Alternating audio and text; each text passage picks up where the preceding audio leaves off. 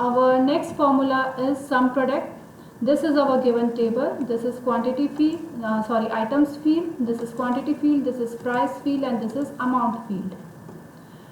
So I want to calculate total amount spent on the purchase of item 1. For that, formula is equals to quantity multiplied by price. This 1000 is the total amount spent on the purchase of item 1. For item 2, 3 and 4, just drag and drop it. So these are the total, these are the individual amounts spent on the purchase of item 2, 3 and 4. And if you want to find the total amount spent on purchase of all the item, formula is equals to sum within bracket, give the range of total amount.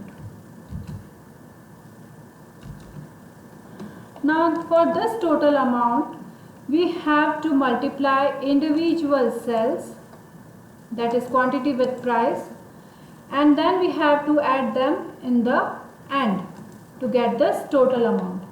This way we have calculated our total amount. Now this thing can be done with the help of sum product formula, and for that we have to write equals to sum product. Within bracket I will give the range of quantity. Second array is going to be from price field.